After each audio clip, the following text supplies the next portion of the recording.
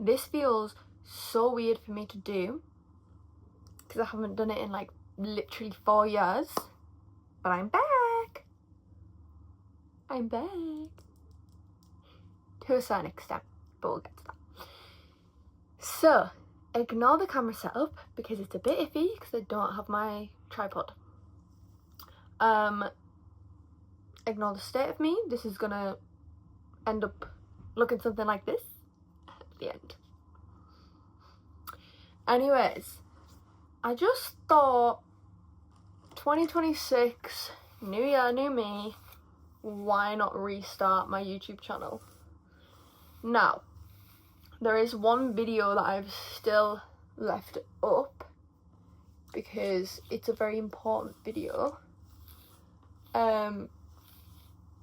Also, if I keep looking behind, that's because my mirror's right behind, and obviously I'm gonna do a get ready with me, a little chitty chatty get ready with me. But while you get ready with me, I'm gonna tell you my life story basically, give you updates, and we'll just see how it goes, to be honest. So the important video that I left up was the one where I said I was shaving my head for cancer research. Did I do it? Yes, I did. Yes, I did. I did in fact do it. I'll insert pictures wherever they are on the screen. But I did in fact do it. The link is actually, I think, still open for donations. So if you want to donate, you can probably still donate now. But yeah, so this was originally an ASMR channel. However, because I was obviously young and impressionable, things didn't quite go my way. A lot of people made fun of me for it, and I just decided to stop because it was better for my mental health to stop than to carry on and it to have an effect on me mentally. No. So I was 15. I was 15 when my last videos were filmed. No, maybe I was... How old was I think I was 15 turning 16, or maybe I was 16. I'm turning 20 in a month. Not even a month. This is my Mega Grip. Hello? My Mega Grip Primer from Home Bargains. Tell you that for free. I'm turning 20 in less than a month, so it has indeed been a while. I don't know what I want this channel to be. I don't think I'll go back to doing ASMR, even though I enjoyed it. I just don't think it's worth my mental health. Look at that. Why is it dripping down my face like that? So therefore I don't think I'll be going back to doing ASMR. However, I do want to start making content again. What that will be, who knows? I kind of wanted like you guys to let me know what videos you want to see, because I'd rather do videos that people actually want to see than take time and effort to do videos that people don't want to see and then it get no views or anything. Oh my gosh, why does that make me look like I'm like 60? Oh my gosh. Let's talk about why I disappeared. So I left school when I was 14. Simply because of my mental health. And I think doing this channel was a good outlet for me, but then obviously like life hit me and I was in the thick of it, to be honest. I was trying to set my GCSEs, I was trying to do the channel, I was trying to do this, I was trying to do that. it wasn't working for me. So I thought, I'll take a small break, and then it ended up being a lot longer than I wanted it to be. This prime is actually really good. What the heck? Ended up being a lot longer than I wanted it to be, but that's fine. I'm here now. You know what I mean? So, essentially, that's kind of why I left. It was like a bunch of other reasons as well, like people were making fun of me and I just didn't have the hard head that I do now. I'm gonna quickly do my brows off camera because I cannot do them on camera. It won't work, I promise. I don't look, well, I still look a bit bald because I've not got eyelashes, but I'm actually having a really good brow day. I'm vibing with that, to be honest. We love to see it. I feel like the question that everyone is dying to ask me right now is, where have you been? What have you been doing? So, let's start from the start. I got my GCSEs. I did 2 GCSEs instead of, I don't know how many you're supposed to do, but I did 2 because all I needed was my maths and English. So I did my maths and English. And I passed. Passed both of them. Round of applause for me. So yeah, I passed both of my GCSEs that I did.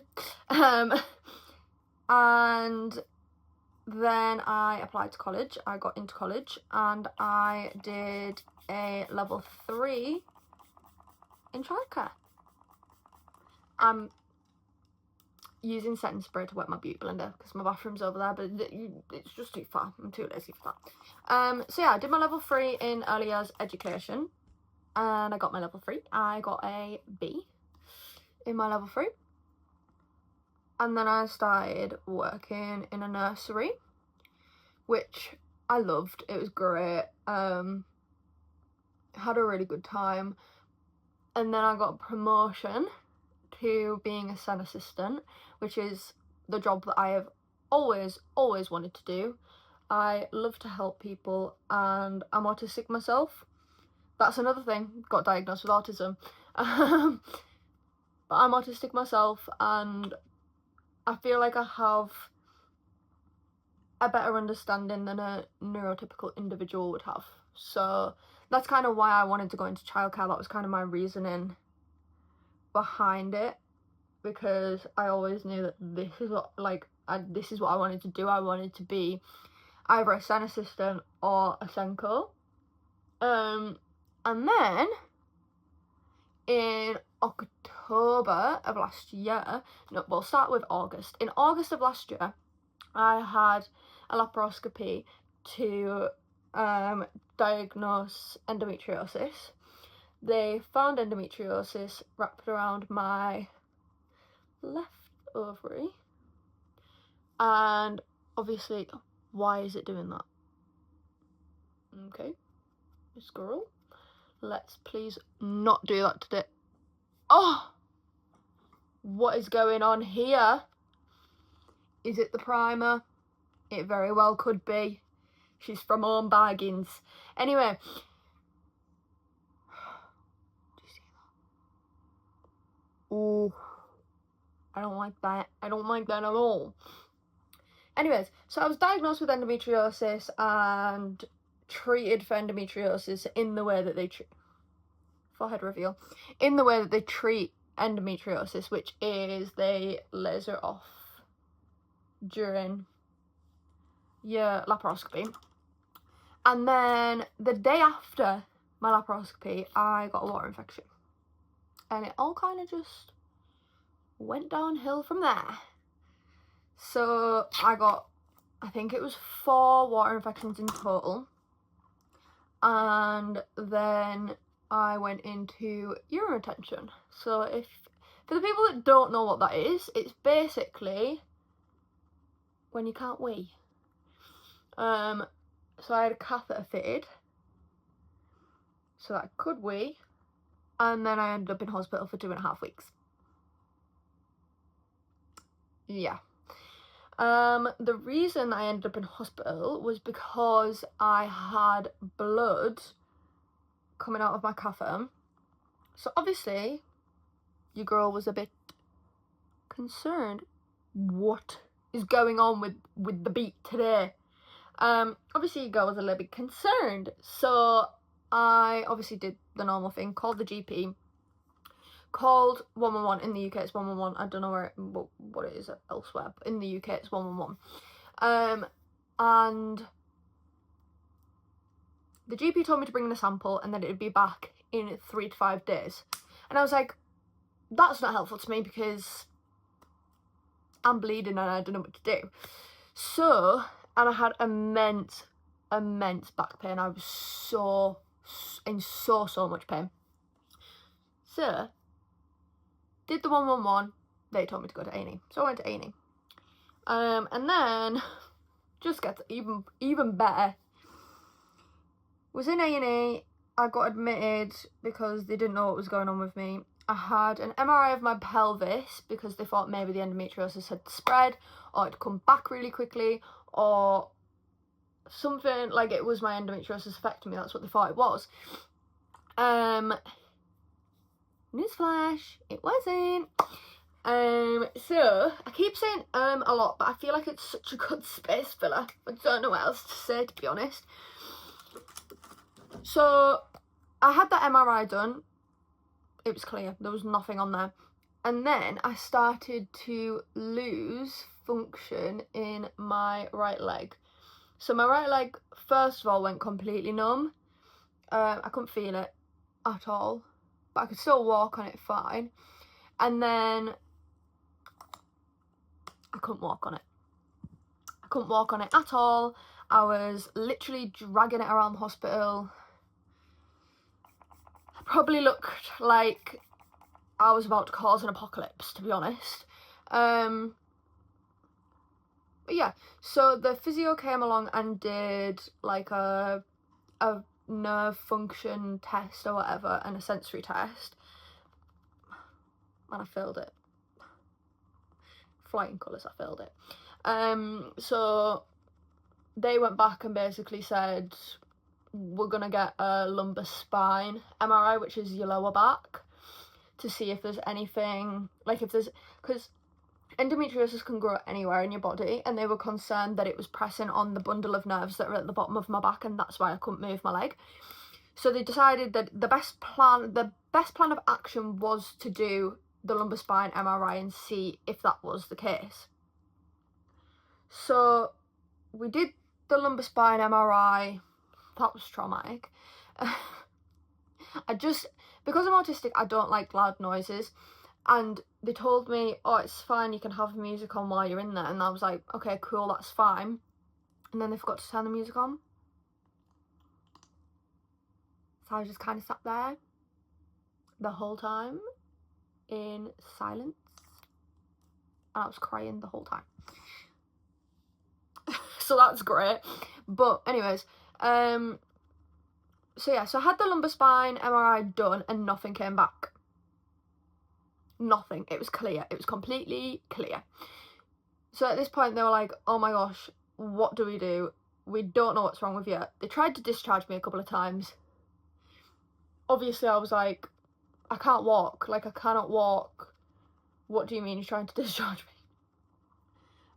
Physio gave me crutches to get about easier, which did make my life a little bit easier because I wasn't just dragging this limb around that felt like it wasn't actually attached to my body. And then the neurologist had to come and see me because obviously they thought maybe it was something with my brain. They'd obviously ruled out the big things like a stroke because I didn't have any stroke symptoms when I came in, and I hadn't had any while I was in the hospital, and my vitals were fine, blah blah blah blah blah. So they suggested FND. And I'd heard of FND before, but mainly just through things like TikTok and like things that I'd seen. One of my friends has epilepsy and she has a friend that has FND. So she kind of told me about it before, but apart from that, I'd never really heard of it before, so I didn't know a lot about it, and I assumed that you only had FND if you had seizures. Not true. So they suggested this FND to me, and I was like, okay, well, where do we go from here? And they basically, why does it keep creating those lines? Do you see them? What is that? What is that? So basically, they suggested FND to me, and they were like, we're gonna discharge you when you can walk up the stairs. On crutches, bear in mind. So, I think it was the 22nd of October, I managed to finally walk up the stairs on my crutches. So they were like, okay, we can send you home. So they sent me home, and then I had one appointment with the neurologist, and I got a nerve conduction test, which is basically where they send electrical, not shocks, but like small electrical currents. It's like a TENS machine, but a bit stronger. Small electrical currents into the part that they think maybe the nerve's damaged. So they did that, and that was clear. And then I went to see the neurologist on the 24th of December, 2025. And she basically said, you've got FND. So I have endometriosis and FND and bad mental health. Lovely little mixture. And I don't know, part of me kind of wants to raise awareness and talk about it and make it a less scary thing, because when I was in the deep of it, the only people that I knew that talked about it were like on TikTok and stuff. They never really made long cohesive videos kind of explaining what it was and how it affected them in their day-to-day life, because mine affects me in a couple different ways, but obviously I've just been diagnosed, so I have no idea how it could affect me in the future. But yeah, so I don't know, I think maybe this could be a space where we just literally do like day-to-day check-ins, weekly chats, routines, things, girly things together. If you enjoy that, let me know and we can make that happen, because I want that to happen. I want to be able to talk about my FND and how it affects me, and my endometriosis and how it affects me, and my daily life, and how I do things, and blah blah blah blah blah. And I like to talk. I'll tell you that, I love to talk. So anyways, I have now been out of childcare on sick leave for August, September, about 5 months, nearly 6, which is horrible to think because it is literally my dream job, but I am still using one crutch to get around. I still have loads of appointments coming up with the neurologist and loads of appointments coming up about my endometriosis and all that jazz, so I kind of don't really have a choice. I've kind of just been like left to my own devices almost. Not left to my own devices, but you get what I mean, like I don't really have an option here. Is what it is. It'll get better eventually, but for right now this is where I'm at. I also forgot to tell you, I moved out. That's another significant life thing in there. I moved out in March of 2025. Oh my gosh, it's nearly been a year. Slay! Moved out in March of 2025. Moved into a flat share. Hated the flat share. I live with my partner. Honestly, no cohesive timeline here. Live with my partner. We moved into a flat share. Hate the flat share. It's just like one bedroom and then like a communal living space and a communal kitchen. Awful. Hated it. Now we've got our own house. We have a dog. We have cats. Life is great. Life is fantastic. But yeah. So all of that happened, and then obviously now I'm learning to live with my FND and use it with me and not against me, which is difficult to say the least when I don't know how it's going to affect me each day. I want to go through some of the hard truths that I've come to realise since living with all of these conditions. And one of the big ones is I've had to learn to accept the fact that my body doesn't do what other people's bodies might do. So like some days I'm not fine, but I can function as a normal human being, and then other days I can't even get myself in the shower, which is awful to think. I cannot lift my legs over the bath to get into the shower. I cannot stand in the shower long enough to have a shower.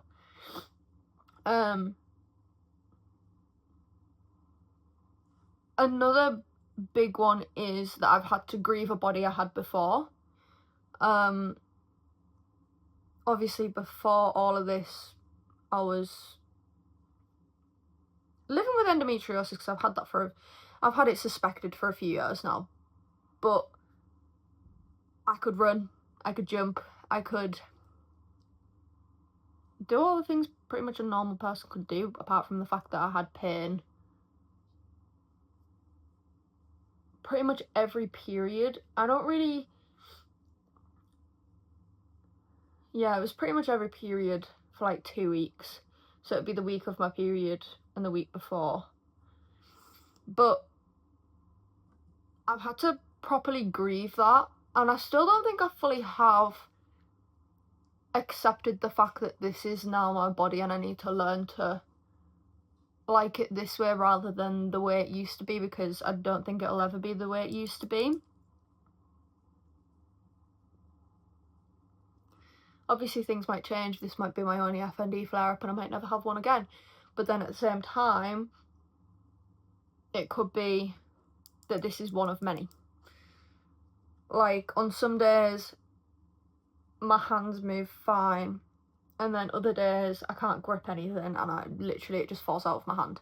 It's mainly my right side, it's not so much my left, which is manageable, because it's only one side. But yeah, I can't do as much as I used to be able to do. I don't leave the house much anymore. It's just kind of a whole thing. And my goals for this year is to be scared and do it anyway, because obviously I haven't really left the house much since I got admitted, which makes me really nervous to leave the house now, which seems so silly, but that's how my life is now. So I basically am trying to be scared of going out, but just doing it anyway, because I want my body to learn that it shouldn't be having a fight or flight reaction to the fact that I'm just outside. I've been doing small things like going into town. Yesterday I went to get my nails done, which was really scary because I went by myself. Just small things like that can make such a big difference, I think. And it just all matters, really, in the end. But I don't know, it's difficult for me to come on here and talk about that, because I don't really talk about it. I don't really talk about the difficulties I've had with anyone. I just kind of keep it to myself, because I think there's no point in speaking up, because it's just something I have to live with. But then at the same time, I think, no, there is a point in speaking up, because someone else is going through it as well, and maybe I can be the voice that they can't be, because they're too scared to speak up. It's just difficult for me. It's very hard. I just find myself, like, recently my friends have kind of dissipated. I don't have a lot of friends anymore, but that's simply because I don't have the energy to get up and go and meet them and do all these things that they want to do, because I am not like them. I am me, and I'm different, And that's okay. It's okay to be different. I don't want to stress that enough. But when you're different, it's hard to see the light at the end of the tunnel. This is what I said the other day. I was talking about this the other day, and it's very difficult to see the light at the end of the tunnel when you're just in the darkness right now. But I'm getting there. Slowly but surely, I'm getting there. I have a very, very amazing support system around me, and I'm just learning. Like, I'm barely an adult. I'm barely even an adult. And I'm still learning to do things every single day. So I want to talk about my current mindset and like future goals that I have for myself. Maybe not right now, but even like 6 years down the line. No, I'm joking. It won't be 6 years down the line, but it'll be a similar amount of time, I'd say. So right now, obviously I'm kind of struggling with the whole keeping friends, making friends, that whole thing. But I'm okay. Like, I'm okay in myself, you know what I mean? Like, I'm still trying to put myself out there and be there for the friends that I do have, and making sure that they know that I still care even when I'm so ill. I can't even care for myself, which can sometimes be a struggle because I can't recognise the difference between someone taking advantage of me and someone being genuine and actually needing my help. Oh, that's a bit... There we go. But yeah. And then I think my goals for the future are just to be more open, be more honest, and grow my platform to a point where other people feel heard and they can relate to what I'm going through, and they enjoy, like, they want to sit down and watch my videos and have that kind of time where it literally feels like we're sat on FaceTime. And that's kind of what I want my videos to be. I don't want them to be this big thing where it's like you feel like you have to watch my videos and they're so boring and so long. And I know this one's a bit long, but I feel like it was needed because I haven't been here for so long. I'm making my grand return, grand entrance. But I just feel as though I want it to kind of be a safe space for everyone to leave how they're feeling and talk about the way that they're feeling, talk about things that affect them, and like even sharing your stories. I'd be more than happy to do that. I actually do that already, like I've got a Facebook group which has like a Google form in it which people can send in their stories, and I'll eventually share them when I get around to doing it because I always forget. My brain is so forgetful at the minute. But yeah, obviously when I get around to it, I'll start sharing people's stories and making people's voices be heard rather than them having to sit in silence and feel as though they're struggling alone, because a lot of people can relate to what I'm going through, and a lot of people will understand the struggles of making friends and being able to do things whilst being chronically ill, because it's draining. It is so tiring. I am so tired every single day, and it's just mentally and physically. It's just both. And being mentally and physically drained at the same time, it's not fun. But yeah, I kind of just want it to feel like we're on FaceTime and we're just having a chat, or going through like things that happened this week, things I did this week, things I bought this week, hauls, makeup videos, get ready with me's, weekly like mental health check-ins, how I've been this week, things I'm doing, little mini vlogs even. Like, I would love to do vlogs, but obviously the camera situation is my iPhone, so we'll see about that one. We'll see how we can do with that one. But yeah, I just feel as though some people need to feel understood. Look at this. What is this curl, this wave pattern? Someone please direct me in the correct way, because I straighten my hair like 24/7. It's bad. I put heat protection on it all the time though, but having bleached blonde hair is not for the weak, I tell you that. But yeah, I just want people to feel welcome and not judged, and I just want it to be a safe space for everyone. I'm gonna go straighten my hair off camera because I feel like that's gonna be another whole thing that I just can't be bothered with. But yeah, I'll be back when I've straightened my hair and we can talk a little bit more. Straighten my hair. It's looking fresh, it's looking clean, it's looking nice. I just wanted to say, if you stayed to the end, thank you so much. I will be trying to post as much as possible from now on, but your girl's busy, she's a busy girl, so it might not be as frequent as I like, but it will be as much as possible. I just want to say, if any of this fits you, or you feel like it could fit you in the future, subscribe, because you're gonna have a lot more videos like this. A couple of vlogs maybe here and there, a couple of lifestyle bits, maybe some cleaning videos if I'm feeling up to it, because you know, girls gotta clean a house, no washing. If any of this is of interest to you, let me know in the comments. Tell me what you want to see from me, because I want to hear from you. I want to make videos that you guys like and not what I like. I mean, I also want to do some videos that I like because it's my channel. But if you want to see anything specific, let me know. That's all I've got to say. Thank you so much for watching. I hope you did enjoy this video. I know I rambled a lot. I'm a talker. I like to talk.